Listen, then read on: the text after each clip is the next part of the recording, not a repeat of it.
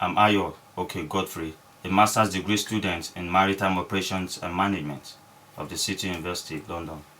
I'll be talking about the ship. Ship is the major instrument of maritime industry, and if there's no ship, obviously there's no maritime. Therefore, we'll be looking at the ship, the concept of the ship. We'll talk about the facts of the ship, the parts of the ship, and the types of ship in the maritime industry. By definition, a ship is a vessel used for navigation on sea that is not propelled by oars. In simpler terms, a ship can be referred or defined as a large sea-going vessel. The term vessel is simply the most generic description or a concept of a boat, barge, or anything used for water transportation. A good example is watercraft. This leads me to the facts of a ship. Ships are designed by naval architects and are bound by various constraints. These constraints include the cost, the port size, and environmental safety issues. In terms of shipbuilding could take up to 3 years, maximum of 3 years, between 2 to 3 years, depending on the ship size and the ship design in question. Registration of a ship. Just like cars, a ship must be registered before commencement of operation. A ship must always carry a flag of a state where it was registered. This is referred to as flag states. It's possible for a ship to change its registration in a country where it was registered, and therefore it's open to any ship owner to change its registration. Modes of operation. Basically, there are two modes of ship operation, the liner and the tramp. The liner is when a ship is regularly scheduled between two or more routes of operations, while the tramp usually not necessarily scheduled but has to go on demand. When there's demand, a ship applies for its route. Another fact is the ship life cycle.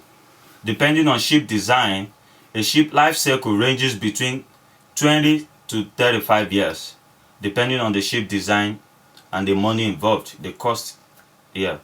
Maritime law is another fact of ship. This is the actual subject in maritime law, which is referred to as the lien.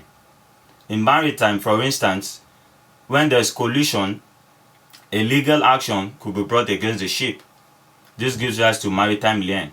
So when we talk of maritime law embraces all issues that deals with ship navigation, maritime claims, maritime lien, and other legal issues concerning ownership and accident of ship. Another key fact about the ship is crew members. This consists of seafarers charged with the responsibility of daily operations of the ship. For example, we've got the captain, the first officer, the second officer, the third officer, the chief engineer, and others that work collaboratively to ensure corrective ship performance. Types of ship. There are different types of ship. For my presentation, I'll be looking at these basic types of ship, which is generally acceptable as well in the field. The passenger liner, otherwise called the cruiser liner.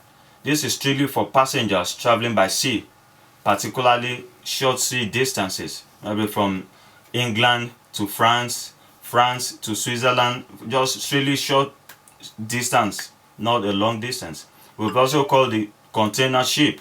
These are strictly ships that carry cargo. Another type is the dry bulk carrier. From the word dry bulk, these are ships that carry non-liquid goods. We've also got the oil tanker. From the word oil tanker, these are vessels that carry generally crude oil for processing in other parts of the country or for trade or international trade. Another type is the liquefied gas carrier. These are specialized ships that carry liquefied natural gases, the LNG. We've also called the compressed natural gas. They also carry compressed natural gas, the NGH, as well as pressurized natural gas, the PNG. These ships are specially designed to carry such products. There are also specialized ships. These are ships designed and built for a dedicated purpose, strictly dedicated for dedicated purposes. Examples are the ro-ro ships for carrying cars and cement carriers. This leads me to parts of ship. There are basically different parts of ship, but there are key parts of ship that could not be ignored. First and foremost is the engine room. The engine room is where the engine of the ship is located.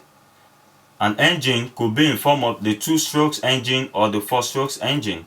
Another part of ship is the propeller. A propeller is a mechanical device for propelling a boat consisting of a revolving shaft with 2 or more broad angled blades attached to the central hub. This propels the ship in navigation. We've also got the steering gear. Steering gear is a mechanical device that controls navigation. A good example is just like the steering we have in the car for driving. In ship as well, we've got the steering gear where you could use to control and direct your navigation. The radar scanner is another component part. This is a device used for weather forecasting for a ship. Usually there are bad weather scenarios. Through radar scanner, we could be able to detect and know the weather scenarios and weather condition. This helps in ship direction, speed ship, limitation of speed, and how ship could navigate in turbulent times. In conclusion, a ship is the major instrument in maritime industry. Therefore, it is safe to say that there is no maritime industry without the ship. Basically, the ship is the true instrument through which maritime activities are being carried out. Without ship, there is no international trade. Without ship, there is no crew members. Without ship, there is no balance of trade. With this, I hope you've enjoyed briefly the presentation on ship. In summary, we've looked at the components of ship. We talked about the types of ship and the facts of ship. Thank you for listening. Thank you. I'm Ayo. Okay, Godfrey. Thank you.